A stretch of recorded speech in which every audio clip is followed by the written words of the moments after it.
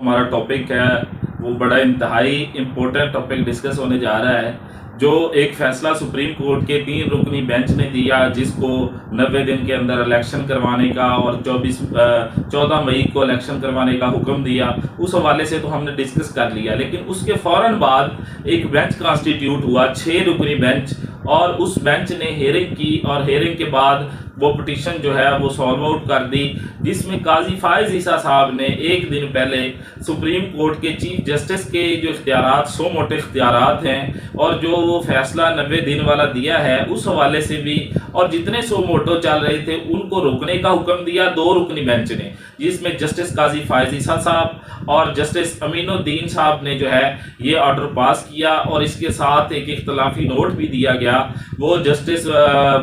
शाहिद वहीद साहब की तरफ से दिया गया कि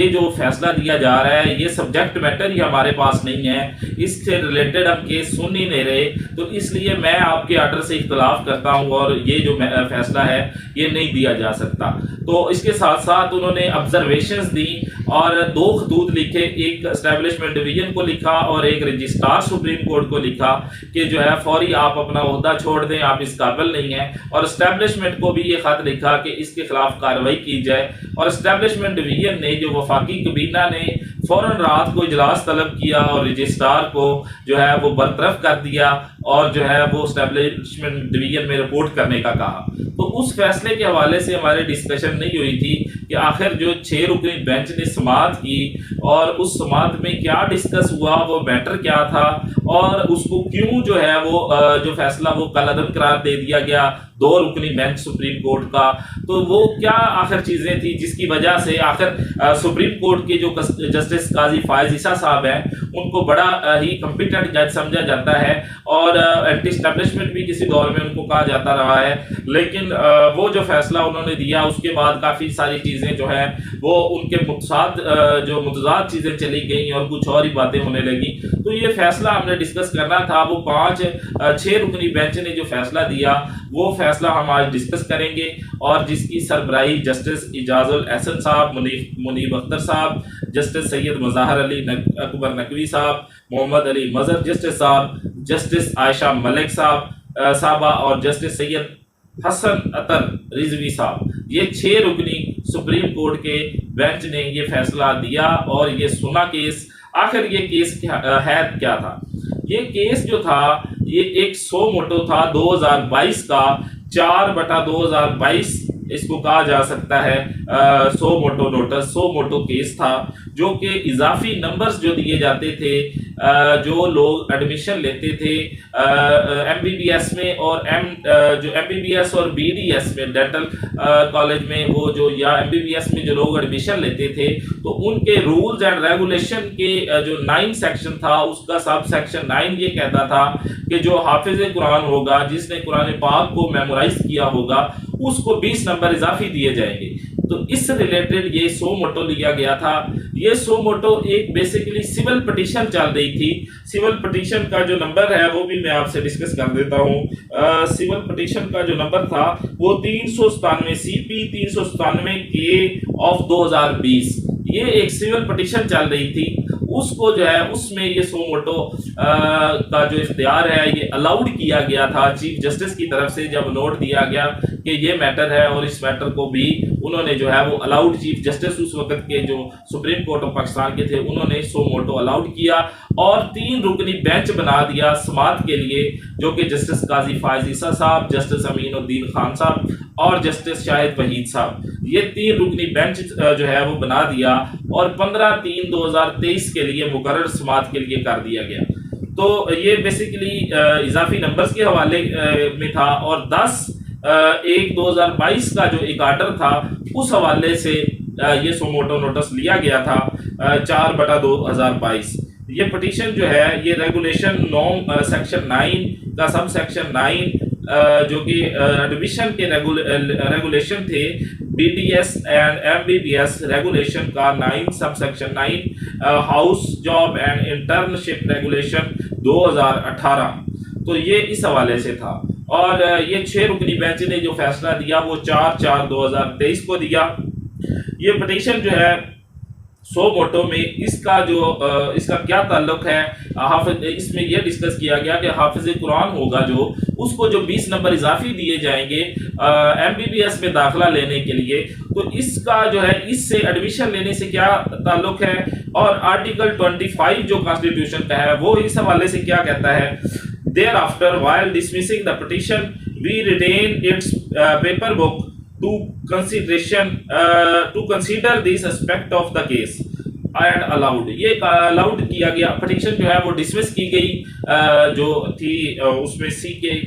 395, वो जो आपको मैंने पहले नंबर डिस्कस किया, तो इस पे जो नोटिस पाकिस्तान मेडिकल काउंसिल को, अटॉर्नी जनरल ऑफ पाकिस्तान को, उसको जो है वो नोटिस कर दिया गया, और PMDC को नोटिस किया गया कि वो इस हवाले से अपनी कंसाइज स्टेटमेंट जो है वो दे, मतलब एक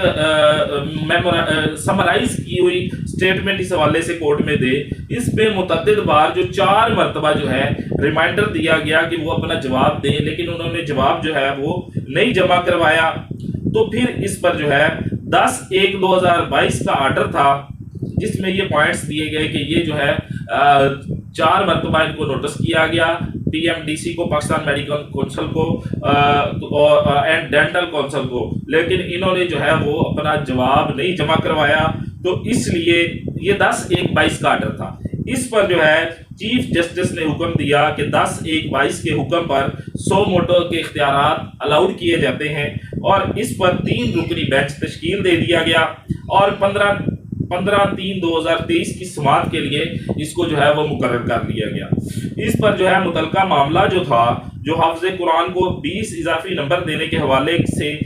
9 सेक्शन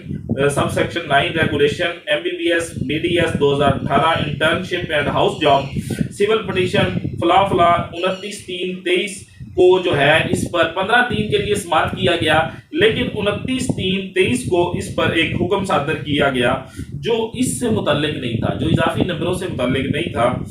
जो कि पिटीशन डिसमिस कर दी गई थी। क्योंकि इसमें आगे चल के मैं आपको बताता हूँ कि क्यों पिटीशन वो जो है मेन पिटीशन डिसमिस कर दी गई थी। एक ऐसा हुक्म जो मामला ज़ेर समाअत ही नहीं था और इससे मुतल्लिक पेंडिंग ही नहीं था, इस पर एक हुक्म जो है वो इररेलेवेंट ऑर्डर जारी कर दिया गया। ये मैं आपसे जो चीज़ें डिस्कस कर रहा हूँ, ये 6 रुकनी बेंच ने चूंकि वो तमाम चीज़ें पहले डिस्कस की, उसके बाद जो है वो अपना जो फैसला सुनाया गया। इस पर जो है PMDC को नोटिस दिया गया। उस पर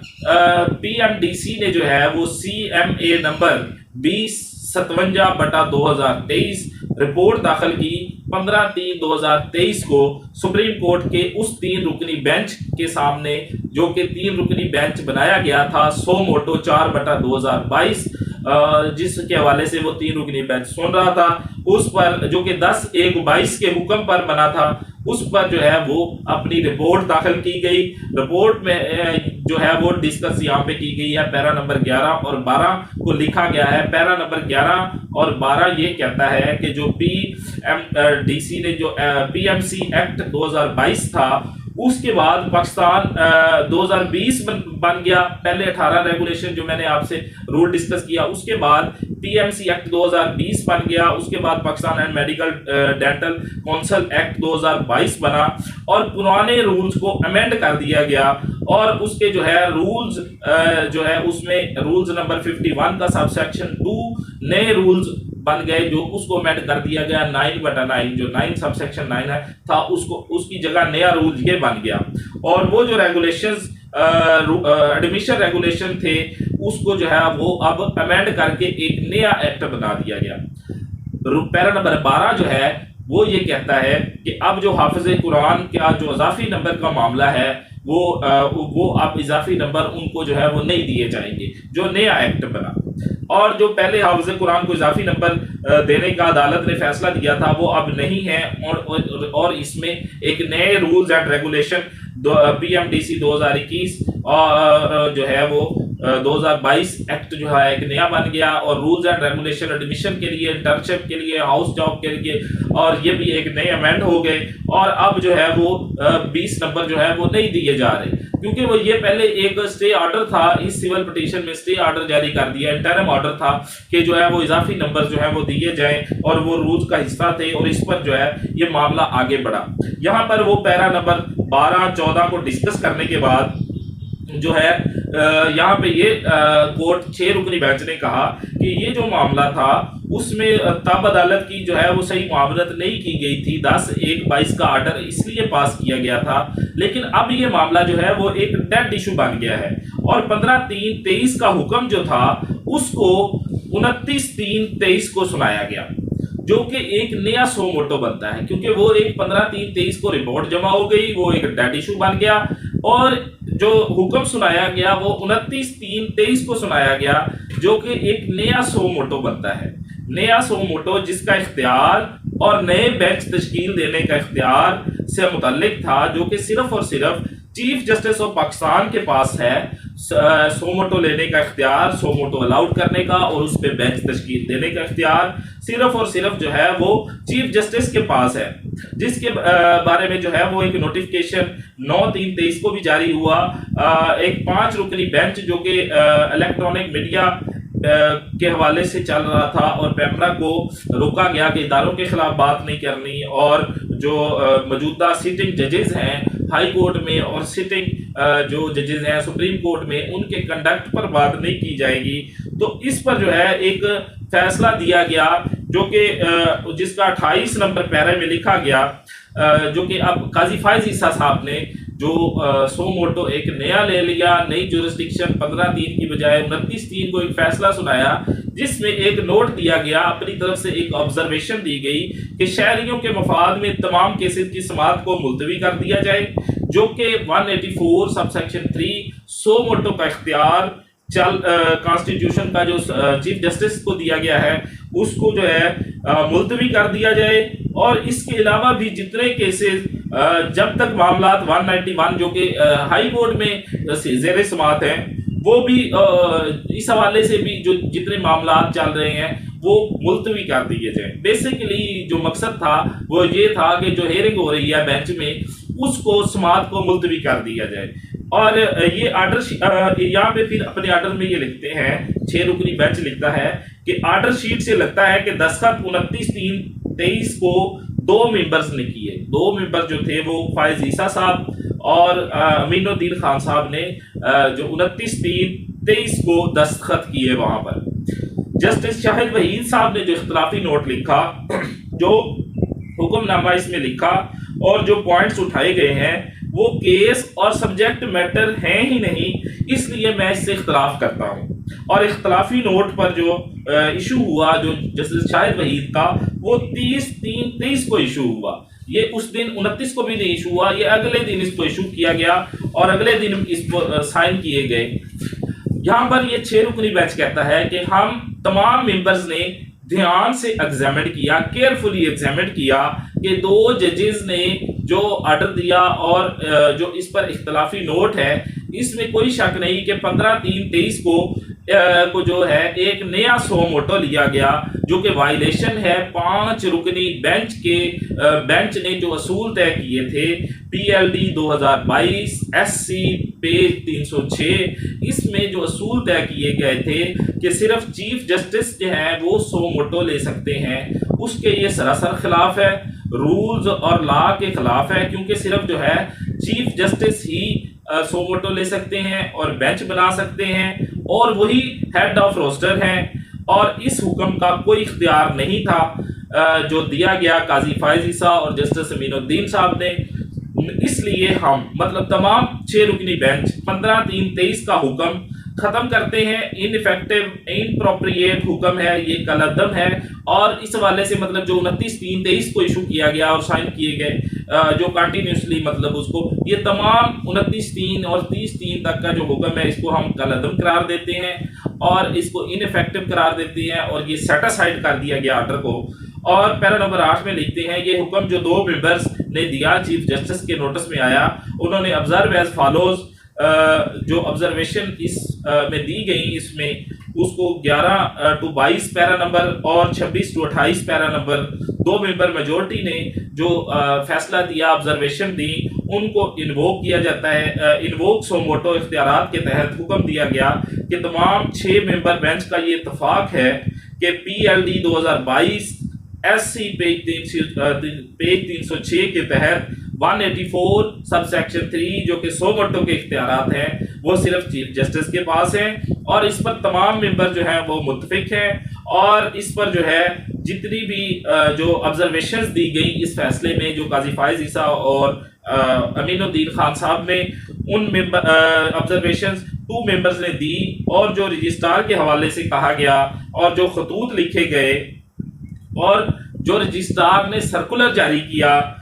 जो 31/3/23 का वो सब कुछ जो है और 15/3/23 के जो हुक्म में कहा गया उसके बारे में जो भी राय दी गई, खतूत लिखे गए और उस पर जो अमल हुआ, मतलब कि ये आगे वो अपनी ऑर्डर जारी कर रही है 6 रुकनी बेंच कि इस पर जो वो जो ऑर्डर ऑब्जर्वेशन दी गई उसमें चीफ काजी फाइज ईसा साहब ने एक खतूत जो खत रजिस्ट्रार को लिखा और एक खत एस्टेब्लिशमेंट डिवीजन को लिखा और उनको जो है वो खत्म एस्टेब्लिशमेंट की रात को कबीना ने जो इजलास तलब किया और रजिस्ट्रार को अपने ओहदे से फारग कर दिया। इस हवाले से वो 6 रुकनी बेंच ये कहता है कि इसमें ऑब्जर्वेशन के हवाले से और जितने ये खतूत लिखे गए और उन खतूत पर जो अमल हुआ, मतलब कि जो रजिस्ट्रार को मुअत्तल किया गया वो सब कुछ जो है ख़त्म किया जाता है और 15/3/23 का जो हुक्म है और 29/3/23 को जो 23 को जो सुनाया गया, 30/3 को जो क्लब नोट दिया गया, वो सब कुछ को जो है वो तमाम जितने भी इस पे एक्ट हुए उन तमाम एक्ट्स को कलअदम करार दिया जाता है और जो इजाफी नंबर्स का मामला है जिस पर सो मोटो हुआ था वो भी सॉल्व हो गया है। PMDC के नए रूल्स जो 20 नंबर जो इजाफी दिए जाते थे हाफिज़ कुरान को, जो नए रूल्स बनाए गए हैं उसमें अब ये 20 नंबर नहीं दिए जाते, इसलिए ये जो सो मोटो है 4/2022 ये इसको जो है वो ख़त्म किया जाता है। ये जो है 6 रुकनी बेंच ने अपना फैसला दिया। पहले वो तमाम चीज़ें डिस्कस की गई कि आखिर बैकग्राउंड क्या था मामला, जो काजी फाइज ईसा साहब ने ऑब्जर्वेशन दी कि चीफ जस्टिस साहब जो है वो अपने रूल्स जो अपने सो मोटे इख्तियारात को इस्तेमाल करते हुए 3 रुकनी बेंच जो समाअत कर रहा है वो फौरी मुलतवी कर दे, ये शहरियों के मफाद में है और हाई कोर्ट्स में जो मामला ज़ेर समाअत हैं इस हवाले से जो 184 के इख्तियारात 184 के 3 के जो सो मोटे के इख्तियारात इस्तेमाल किए जा रहे हैं उनको मुलतवी कर दिया जाए और खतूत लिखे कि रजिस्ट्रार जो है वो उसने जो सर्कुलर जारी किया है कि काजी साहब का जो फैसला है 2 रुकनी मेजोरिटी जो है मेंबर्स का जो फैसला है, चूंकि इससे पहले PLD 2022 जिसका मैं जिक्र कर चुका हूँ पेज 306 SC पेज 306 चूंकि ये 5 रुकनी बेंच का फैसला है इसलिए ये 2 रुकनी बेंच इस पर पहली तो बात है फैसला दे ही नहीं सकते और 6 रुकनी बेंच जो फैसला कर रहा है वो ये कह रहा है कि जो उसने सर्कुलर जारी किया वो तो उन्होंने बिल्कुल ठीक जारी किया कि ये 2 रुकनी बेंच का जो फैसला है चूंकि ये 3 रुकनी बेंच में से 2 रुकनी बेंच ने फैसला दिया, लेकिन 5 रुकनी बेंच पहले ही चीफ जस्टिस को ये इख्तियारात दे चुके हैं कि वही रोस्टम बनाएंगे, वही सो मोटो लेंगे, वही बेंच की तश्कील देंगे, तमाम इख्तियारात उनके पास हैं। इस पर हम तमाम 6 मेंबर मुत्तफिक हैं और ये तमाम चीज़ें जो है जो इस ऑब्जर्वेशन के रिलेटेड हुई वो तमाम को कलअदम करार दिया जाता है। तो ये था बैकग्राउंड के सिविल पटिशन इजाफी नंबर्स का मामला है, उसमें ऑब्जर्वेशन कोई दी जा रही है और वो ऑब्जर्वेशन भी जो खिलाफ हैं उनके जो पहले PLD 2022 SC 306 जिसमें 5 रुकनी बेंच ने बाकायदा तौर पे चीफ जस्टिस को ये इख्तियारात दिए और इसलिए तमाम चीज़ें ये 6 रुकनी बेंच ने उसने ये आर्डर पास किया और वो सो मोटो जो 4/2022 पेंडिंग था उसको ख़त्म कर दिया और consign to the file, consign to the record room कर दी। तो ये था हमारा आज की डिस्कशन जो कि 6 रुकनी बेंच के हवाले से फौरन हमने देखा 6 रुकनी बेंच बन गया और 2 बजे समाअत के लिए मुकर्रर भी कर दिया गया और चूंकि इस पर एक बयानिया बनाना था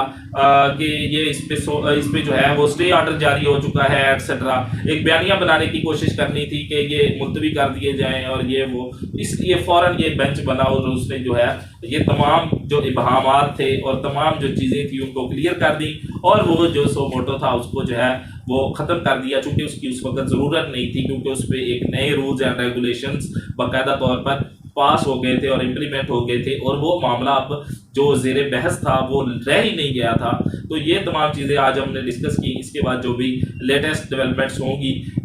जो कि आज करारदाद भी पास हुई कि ये फैसला मुस्तरद करते हैं, ये 4/3 और 3/4 का वही इशू जो पहले डिस्कस किया जा रहा था, वही चीज़ें दोबारा डिस्कस की गई। तो ये सरासर जो है वो आइन की, कानून की खिलाफ वर्जी है। इस करारदाद का कोई जो है वो इफ़ेक्ट नहीं है, किसी किस्म का कोई इफ़ेक्ट नहीं पड़ेगा इस फैसले पर। ये सुप्रीम कोर्ट का जो फैसला है ये इदारों ने तस्लीम करना है, इदारों ने इस पर इम्प्लीमेंट करना है। जो नहीं करेगा उस पर जो है वो तौहीन अदालत जो है, कंटेम्प्ट ऑफ कोर्ट लगेगी और उसके बाद जो भी होगा